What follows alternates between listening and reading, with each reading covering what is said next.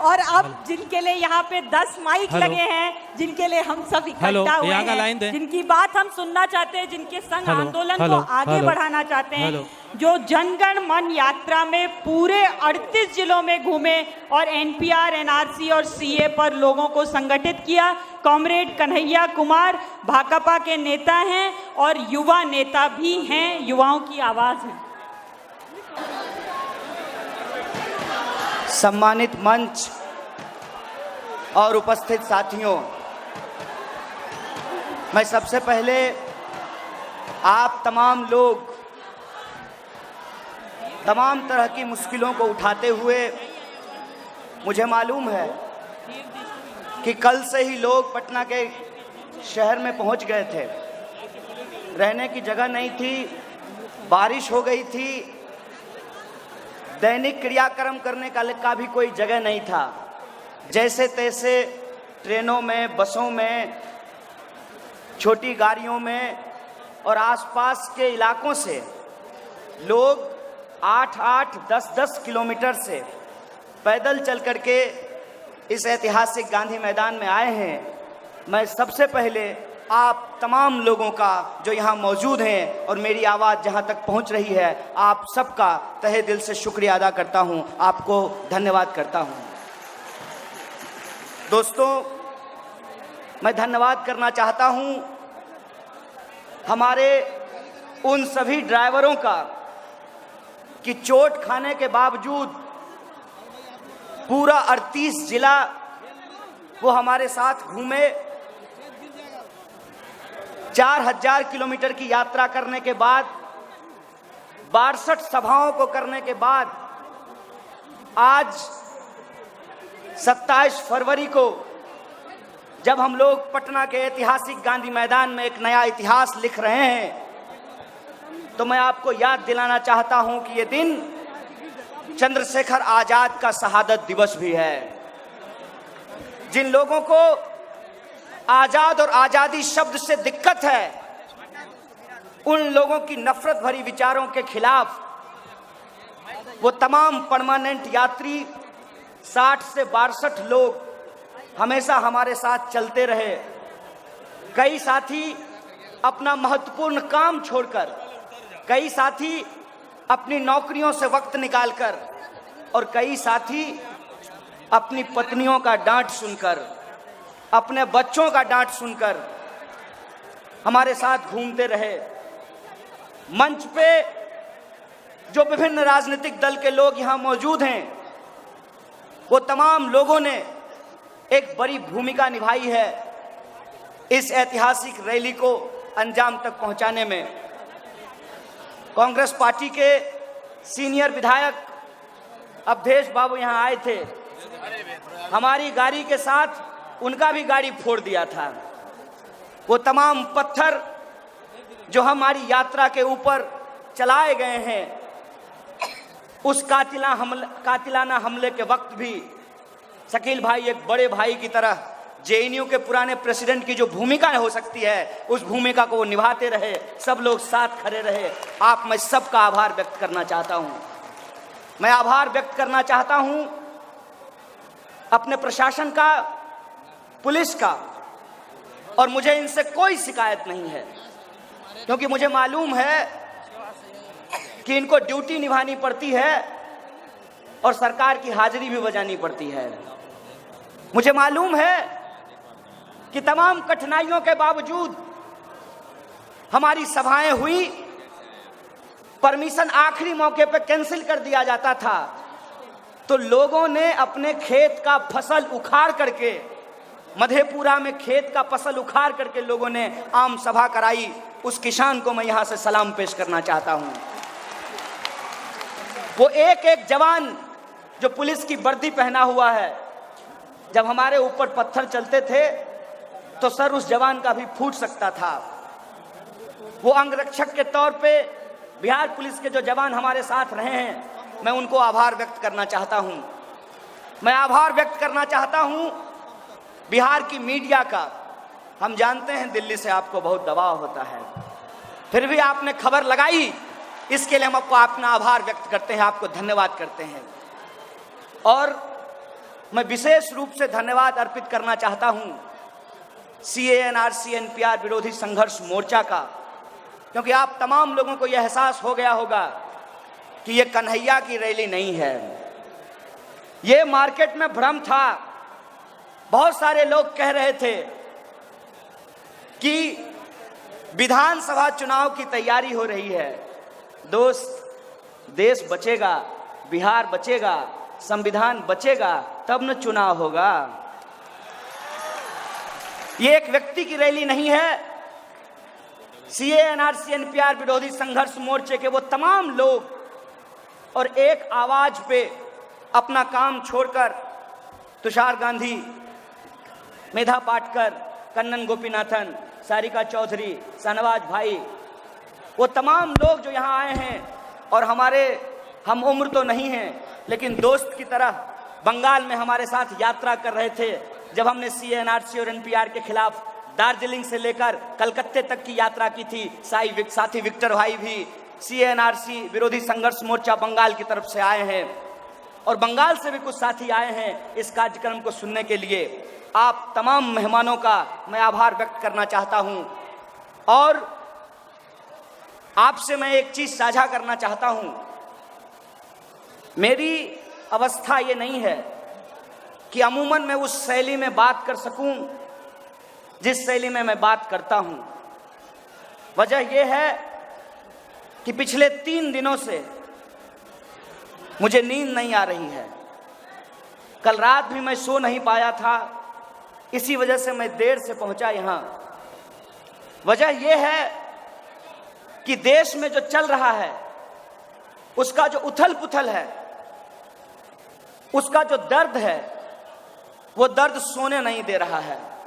इसीलिए आप सबसे माफी मांगते हुए मैं आपसे ये गुजारिश करता हूं कि हो सकता है कि इस अवस्था में मेरे शब्द किसी को बुरा लग जाए, किसी को पसंद ना आए, तो ये राजनीतिक तकरीर नहीं है, ये राजनीतिक भाषण नहीं है, ये सोच करके उसको माफ कर दीजिएगा। मैं आपसे ये कहना चाहता हूं कि आज देश के भीतर जो हालात पैदा किए गए हैं, उस हालात में बोलना तो जरूरी है ही, लेकिन जिन लोगों ने अपनों को खोया है, जिनके बच्चों को मार दिया गया है और उनका कोई कसूर नहीं था, वो दवाइयां लेने के लिए जा रहे थे, वो राशन लेने के लिए जा रहे थे, वो अपने बच्चे को स्कूल पहुंचाने के लिए जा रहे थे, वो अपना दुकान खोलने के लिए गए थे, जिनका घर जलाया गया, जिनके ठेले जलाए गए, जिनके अपनों को छीन लिया गया। आप बेशक इस अन्याय के खिलाफ बोलिए, लेकिन मैं आप सबसे ये अपील करना चाहता हूं कि आप सब अपनी जगह पे खड़ा होकर 1 मिनट के लिए उन तमाम लोगों के लिए जिनकी मौत हुई है, उनके लिए शांति की अपील में हमारा साथ दीजिए। हम लोग 1 मिनट का मौन धारण करना चाहते हैं।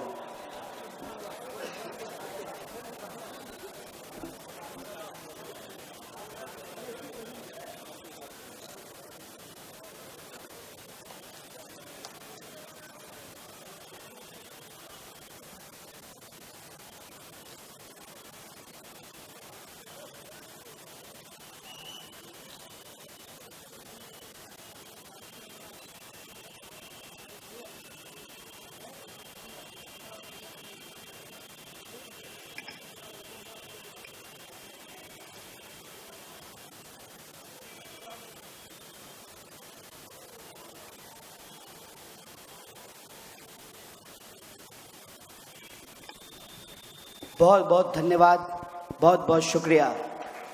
एक गुजारिश और है हमारा आपसे, आप सब लोग बैठिए मत, जैसे खड़े थे वैसे ही सावधान की मुद्रा में खड़े होइए।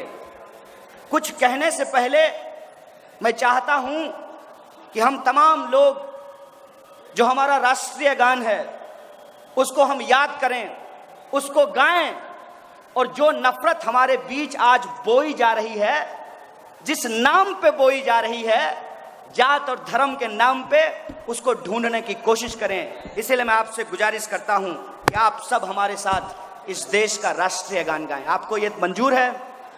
आप हमारे साथ राष्ट्रीय गान गाएंगे? जनगण मन अधिनायक जय हे भारत भाग्य विधाता। पंजाब सिंध गुजरात मराठा द्रविड़ उत्कल बंग, विंध्य हिमाचल यमुना गंगा उच्छल जलधि तरंग। तब शुभ नाम जागे तब शुभ आशीष मांगे, गाए तब जय गाथा।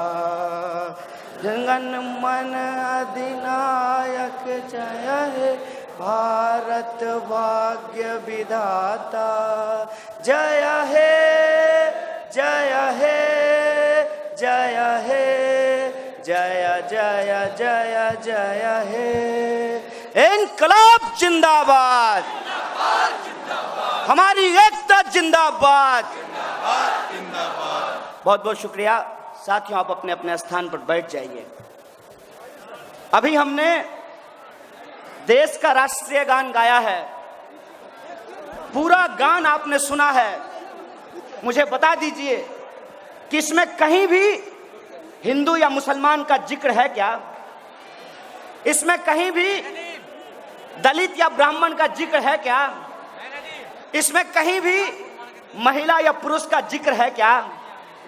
अगर नहीं है तो आज जो इस देश में जात और धर्म के नाम पे जो नफरत फैलाई जा रही है, इंसानों को जो इंसान से बांटा जा रहा है, आपको लगता है कि यह देशभक्ति है? अगर आपको नहीं लगता है कि यह देशभक्ति है तो आप इसका विरोध करेंगे, और आप जब इसका विरोध करेंगे तब आपको अपनी नौकरी गंवानी पड़ सकती है। और एक आईएएस ऑफिसर कन्नन गोपीनाथन आज हमारे बीच में बैठे हुए हैं, देख लीजिए।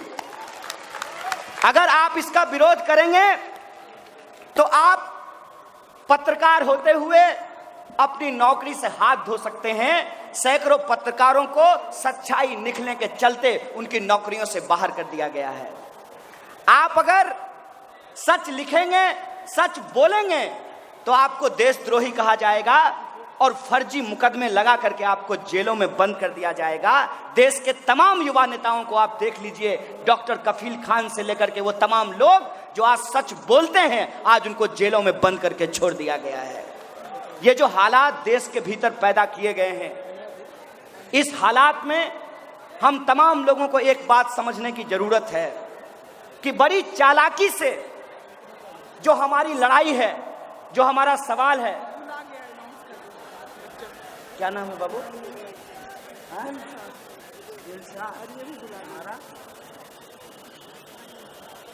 दो बच्चे हैं, दिलशाद और शानिया, ये खो गए हैं, ये मंच पे हैं। जिनका ये बच्चा है वो कृपया आकर के मंच से इनको ले जाएं। वैसे तो हमारे सबके बच्चे हैं, फिर भी जो इनके माँ बाप हैं वो इनको आकर के ले जाएं। दोस्तों, मैं कह रहा था कि आज किस तरह की राजनीतिक परिस्थिति देश के भीतर पैदा की गई है कि अगर आप सरकार की बात से सहमत हैं तो सही, अगर आप सरकार की बात से सहमत नहीं हैं तो आपको देशद्रोही कहा जाएगा। सरकार ने तमाम अपनी चीजों को गुमराह करने के लिए, जो उनकी असफलता है उसको गुमराह करने के लिए रोज हमारे बीच में एक नया एजेंडा फेंकती है। अभी एजेंडा क्या आया है कि सीएए के समर्थन में और सीएए के विरोध में रैलियां हो रही है। एक बात आप मुझे बताइए कि कोई कानून जब पास हो गया है तो उस कानून के समर्थन में रैली निकालने की क्या जरूरत है? वो कानून ऑलरेडी पास हो चुका है। जिसको उस कानून से दिक्कत है वो लोग उस कानून का विरोध करेंगे। असल मसला क्या है? मसला ये है कि दिन रात जो हमारे टेलीविजन पर और हमारे व्हाट्सएप ग्रुप में नफरत फैलाई जा रही है, उस नफरत को इस देश के गली मोहल्लों में ये उतारना चाहते हैं। ये चाहते हैं कि हिंदुओं और मुसलमानों को आपस में लड़ाया जाए और गांधी के इस देश में अंबेडकर के इस देश में, भगत सिंह के इस देश में इंसानों को आपस में लड़ा करके रोजी रोटी, कपड़ा, मकान, शिक्षा, स्वास्थ्य, सड़क, बिजली और आत्मसम्मान के सवाल को गुमराह किया जाए। इसीलिए आज हमारे सामने ये कठिन चुनौती है कि कैसे ये जो साजिश है उस साजिश का हम पर्दाफाश करेंगे। आप तमाम लोगों से मैं एक सवाल पूछना चाहता हूं। भाजपा के मित्र कहते हैं कि जो सीएए का विरोध कर रहे हैं वो इस देश में हिंदुओं को नागरिकता देने के खिलाफ हैं। तो मैं आपसे एक सवाल पूछना चाहता हूं, क्या आप सब लोग, बिहार के लोग, जो ये बुद्ध की धरती है, महावीर की धरती है, इस धरती पर रहने वाले लोग किसी भी धर्म को, ये गुरु गोविंद सिंह की भी धरती है, ये मौलाना मजरुल हक की भी धरती है, ये पीर अली की भी धरती है, इस धरती पर क्या आप किसी भी इंसान को, किसी भी धर्म के इंसान को नागरिकता देने के खिलाफ हैं क्या? हाथ उठा करके जोर से बोलिए। तो ये झूठ क्यों बोला जा रहा है? हम किसी को नागरिकता देने के खिलाफ नहीं हैं, बल्कि नागरिकता देने के नाम पर एनआरसी और एनपीआर की साजिश के द्वारा इस देश के लोगों को जो नागरिकता छीनने की तैयारी की जा रही है उसकी मुखालफत कर रहे हैं, उसका विरोध कर रहे हैं। और हमारी विरोध को, हमारी लड़ाई को कमजोर करने के लिए ये जो अपने आप को दादा समझते हैं ना दिल्ली में बैठ करके, ये शाहीन बाग की दादियों से डर गए हैं और उसको बदनाम करने के लिए दिन रात नफरत लोगों के बीच में फैलाया जा रहा है। ये नफरत लगातार लोगों के बीच में ले जाया जा रहा है ताकि इस देश के लोगों के जो बुनियादी सवाल हैं उसको गुमराह कर दिया जाए। अभी आपको पता चला कि देश में 45 साल में सबसे ज्यादा बेरोजगारी है और पिछले 5 साल में 3 करोड़ 16 लाख लोगों की नौकरियां चली गई है। और नौकरियां नहीं मिलने के दबाव में ये आंकड़ा आ चुका है कि हर घंटे एक नौजवान आत्महत्या कर रहा है। मैं अपने नौजवान दोस्तों से यह अपील करना चाहता हूं कि दोस्त, अपने भाग्य को कोस करके हम आत्महत्या नहीं करेंगे, बल्कि हमारा कैरियर छीन करके अपने बेटे का कैरियर बनाने वाले इस तरीपार से सवाल का जवाब मांगेंगे। इसके खिलाफ ये लड़ाई लड़ेंगे।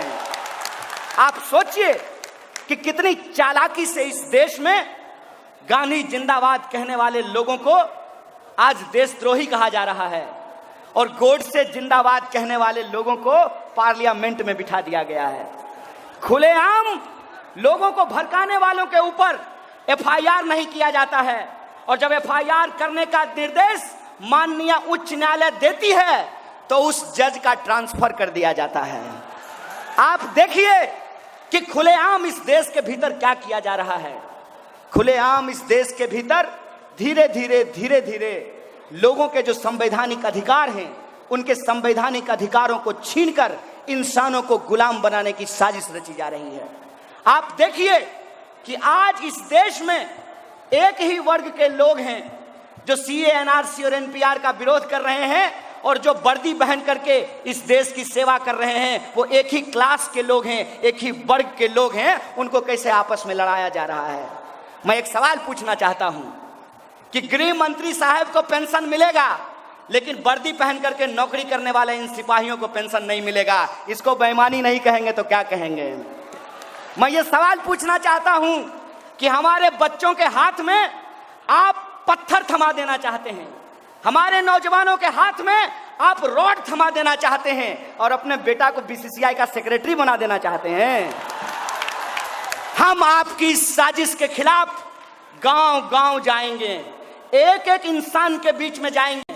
और आपको क्या लगता है आप हमको अपनी नफरत से डरा देंगे?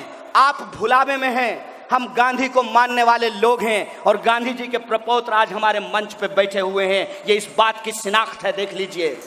हम इस देश में आप तमाम लोगों को याद दिलाना चाहते हैं कि यही नफरत, जो नफरत आज इस देश के भीतर बोई जा रही है, इसी नफरत का नतीजा था कि इस खूबसूरत देश को 2 हिस्सों में बांट दिया गया। उस वक्त भी अंग्रेजों ने बड़ी चालाकी से गाय का मांस मंदिरों में फिकवाकर, सूअर का मांस मस्जिदों में फिकवाकर हिंदुस्तानियों को आपस में लड़ाया, भारतीयों को आपस में लड़ाया और फूट डालो राज करो की नीति के तहत इस देश का बंटवारा किया। मैं याद दिलाना चाहता हूं इस देश के हुक्मरानों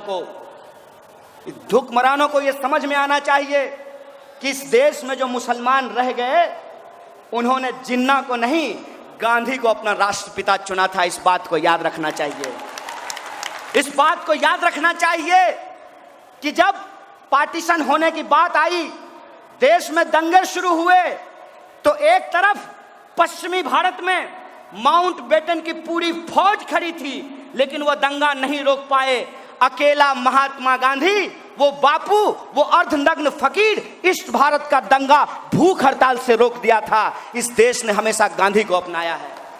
मुझे अफसोस है कि आज अगर गांधी दिल्ली में होते तो नॉर्थ ईस्ट दिल्ली जल नहीं रहा होता।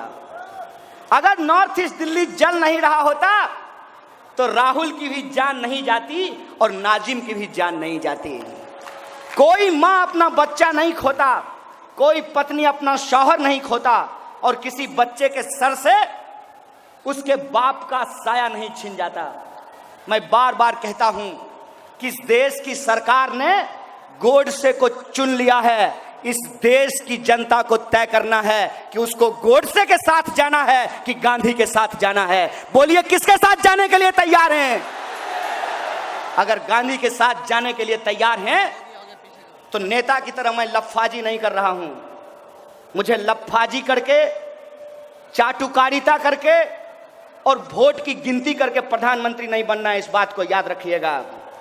कुछ लड़ाइयां इसलिए लड़ी जाती हैं कि उससे चुनाव नहीं जीते जाते हैं, उससे इतिहास बनाया जाता है। और आप तमाम लोग जो आज पटना के गांधी मैदान में हैं, आप इस देश में एक इतिहास रच रहे हैं। इस बात को याद रखिएगा। इस देश को जब जरूरत है कि हम गांधी के रास्ते पे चलें, और वही रास्ता, वही पथ हम लोगों को एक मुक्ति का रास्ता दिखाएगा।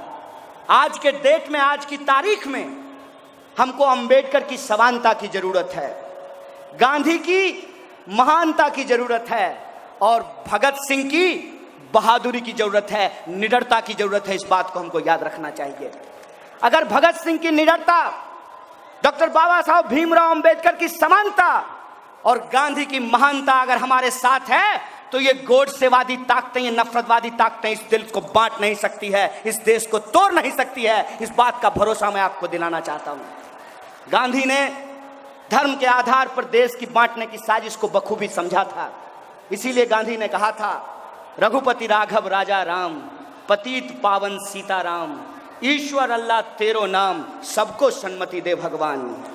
और आज अगर गांधी जिंदा होते तो इसी गाने के साथ वो ये बात जोड़ते, रघुपति राघव राजा राम, पतित पावन सीताराम, ईश्वर अल्लाह तेरो नाम, सबको सन्मति दे भगवान, सबको शिक्षा, सबको काम, रोटी कपड़ा और मकान, सब इंसान को मिले बराबर का आत्मसम्मान। इस गाने में ये बात जोड़ी जाती, ये बात जोड़ी जाती कि क्यों ऐसा हो रहा है कि एक तरफ देश में बेरोजगारी बढ़ रही है, हर घंटे नौजवान आत्महत्या करने को विवश है, खेत में किसान मर रहे हैं, सीमा पे जवानों की शहादत हो रही है।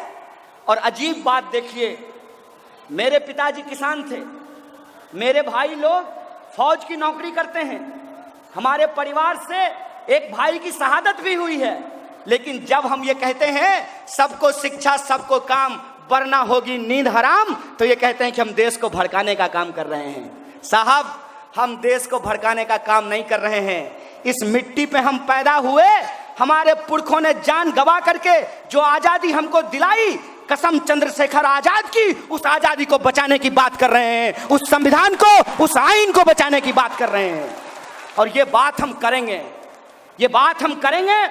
आपको जितनी ताकत लगानी है लगा लीजिए, आपको जितना पैसा खर्च करना है खर्च कर लीजिए। हम इस मैदान में किसी इंसान को नेता बनाने के लिए मंच नहीं सजाए हैं।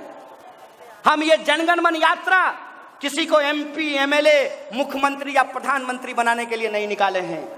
ये जनगण मन यात्रा इस देश में जन और गण को बचाने के लिए है। जन मतलब जनता, गण मतलब गणतंत्र। और ये गणतंत्र हम इसलिए बचाना चाहते हैं कि एक जूता सिलने वाले का बच्चा भी अपने टैलेंट के बदौलत बीसीसीआई का सेक्रेटरी बन सके और उसको इस बात का अफसोस नहीं हो, उसको इस बात का अभिमान हो कि हमारा बाप तरीपार नहीं था, हमारा बाप दंगाई नहीं था।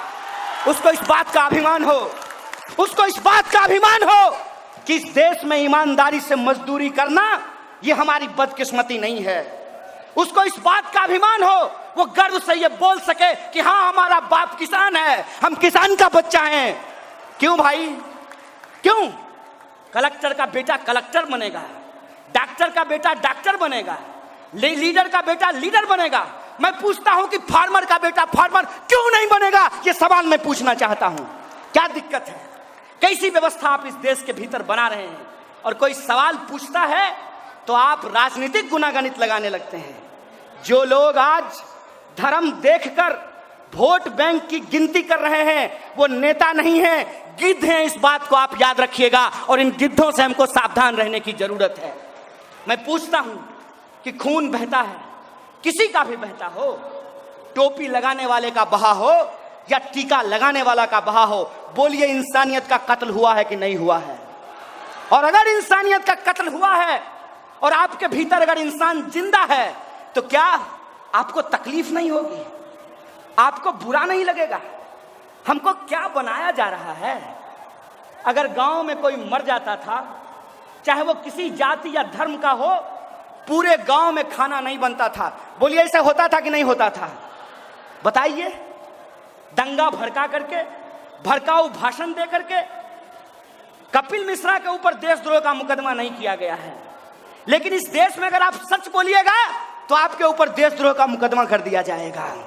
हम कहते हैं कि देविंदर सिंह एक पुलिस ऑफिसर लश्कर ए तोयबा के आतंकवादी के साथ पकड़ा गया, उसके ऊपर देशद्रोह का मुकदमा नहीं किया गया, लेकिन कोई विद्यार्थी अगर सवाल पूछेगा तो उसके ऊपर देशद्रोह का मुकदमा कर दिया जाएगा। आप मैं बताइए, अरे मानिए मैं तो जवान हूं, मैं तो यूनिवर्सिटी में पढ़ता था, हो सकता है कि लोग अपने राजनीतिक एडवेंचरिज्म के लिए उलझुल बातें करते होंगे, लेकिन आप मुझे बताइए, स्कूल की वो छोटी छोटी बच्चियां, कर्नाटक स्कूल में जो 8 साल और 10 साल की बच्चियां हैं, एक नाटक करने के गुनाह में उनके ऊपर देशद्रोह का मुकदमा किया जा रहा है। सत्यनारायण स्वामी का प्रसाद है जी, हैं? तमाशा चल रहा है देश में। हमारी लड़ाई इस बात के लिए है कि जैसे अंग्रेजों ने डिवाइड एंड रूल किया था, ये आज डाइवर्ट एंड रूल कर रहे हैं। इस डाइवर्ट एंड रूल के खिलाफ हम अपने मुद्दों पर इस देश की राजनीति को लाना चाहते हैं। हम चाहते हैं कि अगर राजनीतिक बहस हो तो इस बात के लिए हो कि बिहार से 50% लोगों को पलायन क्यों करना पड़ता है। एक लड़की यहां बोल करके गई है बिहार की, सारिका, उसने बताया कि अगर यहीं पे यूनिवर्सिटी होता तो हमको पढ़ने के लिए दिल्ली नहीं जाना पड़ता, अगर यहीं पे अस्पताल होता तो हमको इलाज कराने के लिए दिल्ली नहीं जाना पड़ता, अगर यहीं पे हमको काम मिलता तो आज हमारे बिहार के लोग नॉर्थ ईस्ट दिल्ली के दंगे में अपनी जान नहीं गंवाए होते। आपको मालूम है कि नहीं कि जो लोग मारे गए हैं दंगों में वो बिहार और उत्तर प्रदेश के विस्थापित मजदूर हैं, जो अपने परिवार का पेट पालने के लिए उन बस्तियों में जाकर के रहते हैं। आप देख लीजिए कि नॉर्थ ईस्ट दिल्ली में रहने वाले लोग और साउथ दिल्ली में रहने वाले लोगों में फर्क है। और नॉर्थ ईस्ट दिल्ली में जो रहने वाले लोग हैं, चाहे वो मंदिर जाते हो या मस्जिद जाते हो, लेकिन काम दोनों का एक तरीके का है, दोनों मजदूरी करते हैं। साथ में मजदूरी कर रहे थे, साथ में दिवाली का लड्डू और ईद की सवैयां खा रहे थे। तुम बेईमानों ने अपने कैरियर के लिए और अपने बेटा के कैरियर के लिए इस देश में आग लगाई है। इस बात का हिसाब लिया जाएगा, इस बात पर हम अमल करना बंद नहीं करेंगे। और जब हम बोलते हैं तो कुछ लोग आकर के कहते हैं क्या हो जाएगा तुम्हारे बोलने से। सुन लो दोस्त, एक बार एक जंगल में आग लगी थी और एक कोयल अपने चोंच में पानी भर करके आग बुझाने की कोशिश कर रही थी। बड़े बड़े जानवर बैठ करके हंस रहे थे। आज भी कुछ लोग अपने पार्टी दफ्तरों में बैठ करके वीडियो देख रहे होंगे। याद रखिएगा, ये आग बुझेगी और आपका नाम आग लगाने वालों में और हमारा नाम आग बुझाने वालों में लिखा जाएगा। इस बात को याद रखिएगा। याद रखिएगा, जब देश को जरूरत थी क्यों नहीं लोग निकले सड़कों पर? क्यों नहीं गए दिल्ली में? सारे के सारे नेता, सारा का सारा ऑफिस दिल्ली में है। लोग निकल करके अगर चले जाते तो दंगाई भाग जाते। हमने फेस किया है दंगाइयों को। 9 बार जनगण मन यात्रा के ऊपर हमला हुआ है। हम जानते हैं कि ये डरपोक लोग हैं, ये भाड़े के टट्टू हैं। इनके सामने आप खड़े हो जाइए, इनसे आंख मिला लीजिए, ये चापलूस भाग खड़े होंगे। ये भरोसा मैं आपको दिलाना चाहता हूं। 9 बार हमला हुआ है, एक बार भी हम नहीं भागे, मैदान में डट करके खड़े हो गए। इनको क्या लगता था पत्थर फेंक करके, शीशा फोड़ करके, हमारे ड्राइवर का हाथ तोड़ करके हमारा यात्रा रोक देंगे? देख लो, आंख में काजल लगा करके यात्रा पूरी की है। लेकिन हम यहां रुकने वाले नहीं हैं। हम यहां रुकने वाले नहीं हैं, क्योंकि मैंने आपको कहा कि लोगों को और नेताओं को पॉलिटिकल स्टंटबाजी से बाहर निकलना पड़ेगा, अपने चुनावी गुनागणित से बाहर निकलना पड़ेगा और यह समझना पड़ेगा कि आज अगर इस देश का बच्चा बच्चा आजादी का नारा लगा रहा है, इसका मतलब सचमुच जो आजादी हमको 47 में मिली थी, आज उसके ऊपर हमला है, उस पे खतरा है। और उसको बचाने के लिए, गुलामी को हराने के लिए हमको आजादी के नारे को बुलंद करते रहना पड़ेगा। और जब नारा लगाते हैं तो मंत्री जी कहते हैं किस चीज से आजादी चाहिए? अरे आपकी बेईमानी से आजादी चाहिए साहब, आप ही की बेईमानी से आजादी चाहिए। हम आपसे पूछना चाहते हैं, आपकी बेटी तो ऑक्सफोर्ड में पढ़ती है, आपका बच्चा तो कैम्ब्रिज में पढ़ता है, आपका बच्चा तो अमेरिका में पढ़ता है, और हमारे घर के बच्चे जो मगध यूनिवर्सिटी में पढ़ते हैं, वीर कुंवर सिंह यूनिवर्सिटी में पढ़ते हैं, उनको 3 साल का बीए 5 साल में कराते हैं। लाज नहीं लगता है? वो है लाज? मिलाइए जनता से आंख, दीजिए जवाब। एक नौकरी करने वाला इंसान पूरी जिंदगी मेहनत करता है, तब जाकर के पक्का मकान बना पाता है। बेटा बेटी को पढ़ा करके बेटी का शादी करता है तो उसका सारा पीएफ का पैसा खत्म हो जाता है। बशीर बद्र साहब ने कहा है, लोगों की उम्र बीत जाती है एक मकान बनाने में, तुम्हें शर्म नहीं आती बस्तियां जलाने में? और तुम बस्तियां जला रहे हो, इंसानों को आपस में बांट रहे हो, कैलकुलेट कर रहे हो कि प्रो सीएए और एंटी सीएए का पोलराइजेशन क्या होगा। ये प्रो सीएए और एंटी सीएए का पोलराइजेशन नहीं है। एक तरफ गांधी, अंबेडकर और भगत सिंह को मानने वाले लोग हैं और दूसरी तरफ ट्रंप का तलवा चाटने वाले गुलाम हैं। इनकी गुलामी हम बर्दाश्त नहीं करेंगे। ये देश हमारा है और इस देश के संविधान की प्रस्तावना में कहा है कि भारत एक संपूर्ण प्रभुत्व संपन्न राज्य है। और जब संपूर्ण प्रभुत्व संपन्न राज्य है तो क्या अमेरिका, क्या रसिया, क्या चाइना, क्या जर्मनी, हम किसी की गुलामी बर्दाश्त नहीं करेंगे। हम भारत के लोग हैं, आजाद देश में पैदा हुए हैं, अपनी आजादी के साथ अपनी जिंदगी को जिएंगे। ये बात इनकी आंखों में खटकता है। इनको लगता है कि हर किसी के हाथ में आज मोबाइल है और कोई भी लड़का जिसको कोई नहीं पहचानता है वो टिकटॉक स्टार बन सकता है। हर लड़के के हाथ में आज इंस्टाग्राम है, जिसको कोई पहचान नहीं मिली, क्लास में जिसको मॉनिटर नहीं बनाया गया, आज भी हो सकता है कि इंस्टाग्राम पे उसके 50,000 फॉलोवर हों। और रेस्टोरेंट वाले उसको फोन करते हो कि ये भैया हमारे रेस्टोरेंट में आ जाइए ना, एक प्लेट खा करके फोटो डाल दीजिएगा, 10,000 रुपया हम आपको दे देंगे। ये जो मोबाइल है, ये मोबाइल हमारी ताकत है। इस मोबाइल ने हमको इंपावर्ड किया है, हमको शक्तिशाली बनाया है। देखिए बेईमानों को कि कितनी चालाकी से ये शक्ति आज हमारे हाथ से छीन लिए हैं। उसी मोबाइल का इस्तेमाल करके नीरज और नसीम को आपस में लड़ा रहे हैं। उसी मोबाइल का इस्तेमाल करके इस देश में कन्हैया और कामरान को एक दूसरे के खिलाफ खड़ा किया जा रहा है। उसी मोबाइल का इस्तेमाल करके एक तरफ गांधी जी के ऊपर फूल का माला भी चढ़ाते हैं और मन ही मन गोडसे जिंदाबाद का नारा भी लगाते हैं। उसी मोबाइल के जरिए रोज नया मुद्दा आपके सामने फेंक करके जो आपका बुनियादी सवाल है उससे आपको गुमराह कर दिया जाता है। आपको सुनकर के आश्चर्य होगा, एक एक आंकड़ा उठा करके देख लीजिए। 12,000 किसानों ने आत्महत्या की है पिछले कुछ महीनों में। अगर आप बलात्कार की बात करेंगे, हर 3 मिनट में बलात्कार की कोई घटना होती है। आप देख लीजिए, जो बेसिक सुविधा की बात है, कितनी बड़ी बड़ी बातें की जा रही थी। अगर आप सरकारी अस्पताल में इलाज कराने के लिए चले जाइए, तो जो मरीज का इलाज कराने के लिए जाएगा, पेशेंट के साथ अटेंडेंट भी वापस बीमार होकर के आएगा। बोलिए ऐसी हालत है कि नहीं है? कहां जा रहा है बजट? क्या हो रहा है हमारे पैसे का?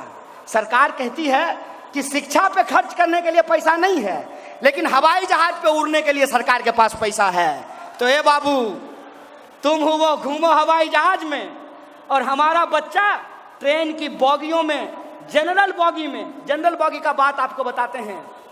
जनरल बोगी में अगर दिल्ली जाना हो ना, प्यास लगने पर भी लोग पानी नहीं पीता है कि पेशाब लग जाएगा तो कैसे जाएंगे पेशाब करने के लिए।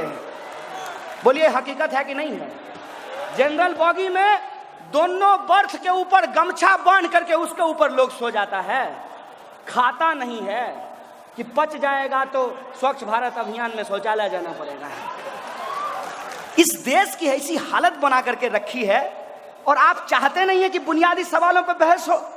जब पूरा देश एनआरसी में उलझा हुआ था, बड़ी चालाकी से एलआईसी को बेच दिया गया। और आपकी जानकारी के लिए बता दूं कि अब सरकारी बैंकों को बेचने की तैयारी की जा रही है। बिहार के जो पुरनका लोग हैं, उनको ये बात याद होगा कि लोग कहते थे कि प्राइवेट बैंक में पैसा मत जमा कीजिए। प्राइवेट बैंक आपको ज्यादा ब्याज का लालच देगा, लेकिन कब आपका पैसा लेकर के भाग जाएगा इसका गारंटी नहीं है। क्या जी? सब लोग आपको बता देंगे, जाइएगा देख लीजिएगा। पटना जंक्शन के बगल में जो पुल है, उस पुल के सामने से देखिएगा तो अभी भी हेलियस ग्रुप लिखा हुआ मिलेगा। हेलियस बैंक बिहार में था कि नहीं था? कहां गया हेलियस बैंक? क्या हुआ पेयरलेस बैंक का? क्या हुआ जेबीजी बैंक का? इस देश के गरीबों का जो 10 रुपया 20 रुपया रोज जमा करते थे, वो पैसा लेकर के भाग गया। और आज वित्त मंत्री कह रही हैं कि सरकारी बैंक प्राइवेट बैंक के मुकाबले में दक्ष नहीं है। अरे अपनी दक्षता छुपाने के लिए, अपनी अक्षमता छुपाने के लिए आप बैंकों के ऊपर मत डालिए।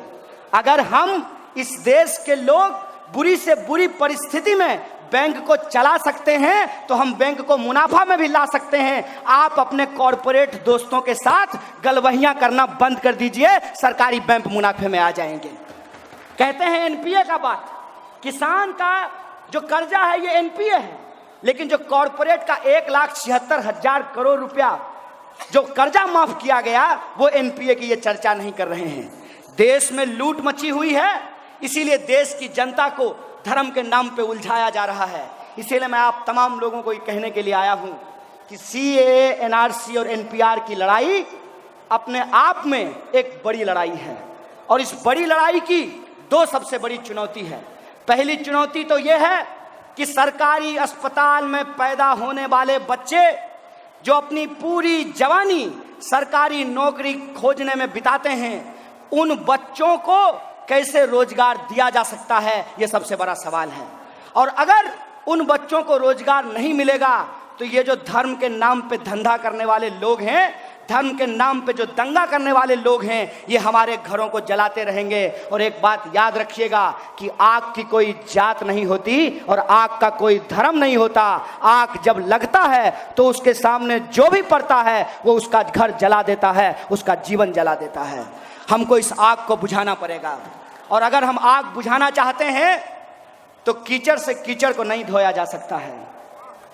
कीचड़ से कीचड़ को नहीं धोया जा सकता है, नफरत से नफरत को नहीं हराया जा सकता है। जैसे कीचड़ को धोने के लिए पानी की जरूरत पड़ती है, वैसे ही नफरत को हराने के लिए मोहब्बत की जरूरत पड़ती है। जब भी कोई आकर के आपके धर्म का नाम ले, कोई अगर सिर्फ हिंदू हिंदू बोले तब भी सावधान हो जाइए, और कोई अगर आकर के सिर्फ मुसलमान मुसलमान बोले तब भी आप सावधान हो जाइए, क्योंकि इस देश के इतिहास ने यही हमको सिखाया है कि जिन्ना ने गांधी के साथ दोस्ती नहीं की, लेकिन सावरकर के साथ दोस्ती कर ली थी और हिंदू महासभा के साथ मिलकर के सरकार बनाया था। ये इतिहास याद रखिएगा।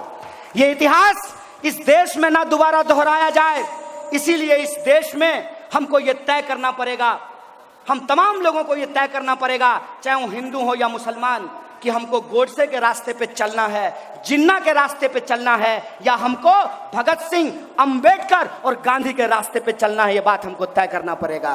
और हम आज इस मंच से इस बात का ऐलान करते हैं और हमको पूरा भरोसा है कि आप भी इस ऐलान के साथ हमारा समर्थन कीजिएगा कि ये बिहार की धरती जो तमाम सामाजिक क्रांतियों की धरती है, ये धरती नक्षत्र मालाकार की धरती है, ये धरती कर्पूरी ठाकुर की धरती है, ये धरती जुब्बा सहनी की धरती है, ये धरती जगदेव बाबू की धरती है, ये धरती श्री कृष्ण सिंह की धरती है, ये धरती अनुग्रह नारायण सिंह की धरती है, वीर कुंवर सिंह की धरती है, ये धरती मौलाना मजरुल हक की धरती है, ये धरती पीर अली की धरती है। इस धरती पर धर्म के नाम पर हम दंगा फसाद नहीं होने देंगे, चाहे जो हो जाए हम दंगा फसाद नहीं चलने देंगे।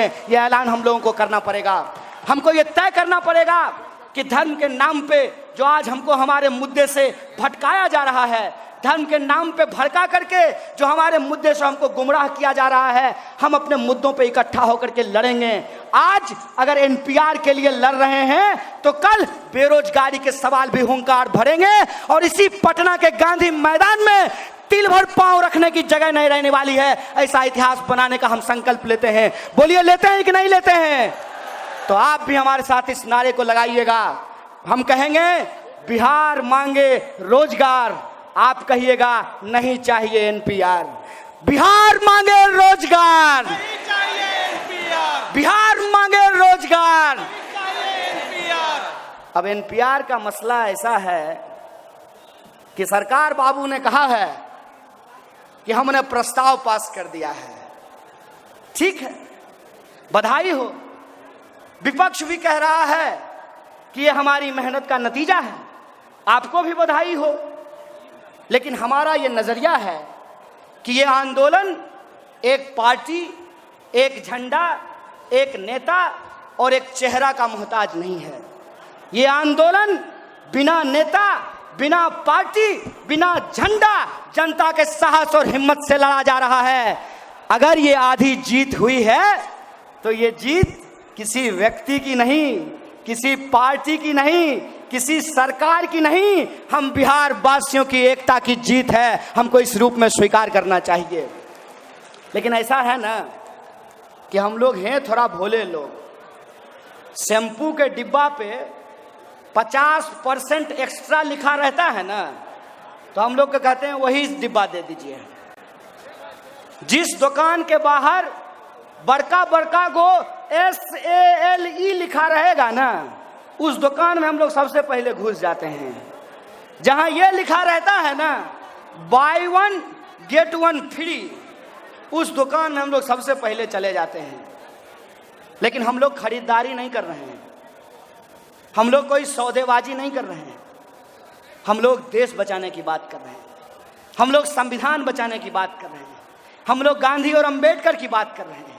अगर हम ऐसा कर रहे हैं तो सौदेबाजी में नहीं, लफाजी में हम लोगों को नहीं फंसना चाहिए।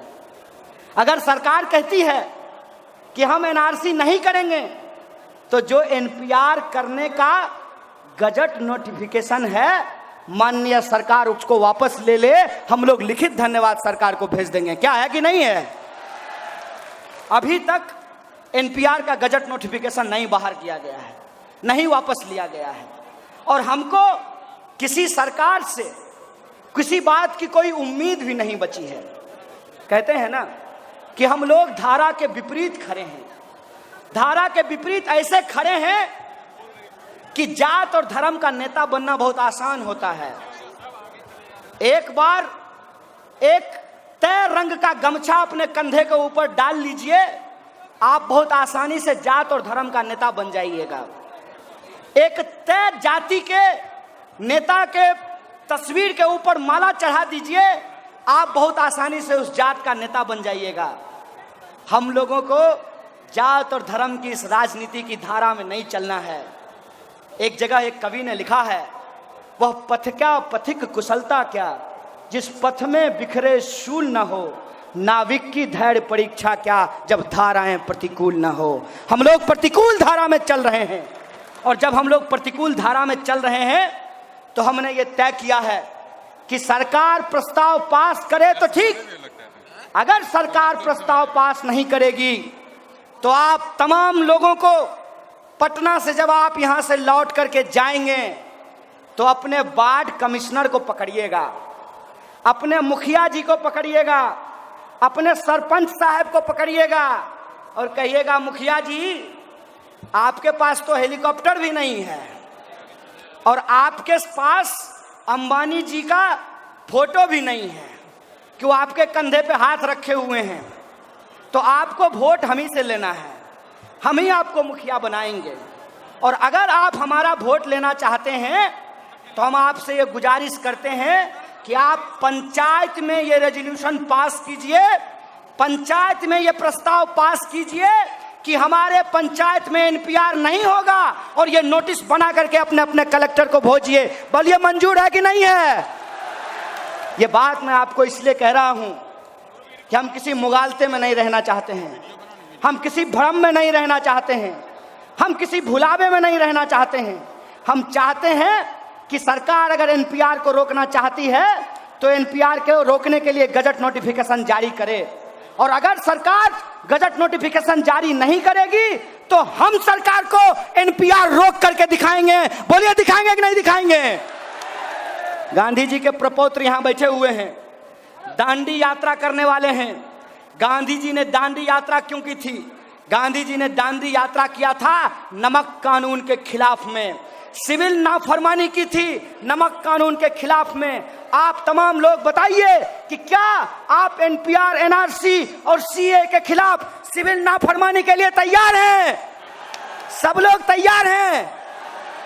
अगर सब लोग तैयार हैं तो मैं आपको यह भरोसा दिलाना चाहता हूं कि जैसे आपकी एकता और मेहनत ने आज आपको आधी जीत दिलाई है, अगर आपकी एकता और मेहनत बनी रही तो आपकी जीत मुकम्मल होगी। यह बात का भरोसा मैं आपको दिलाना चाहता हूं।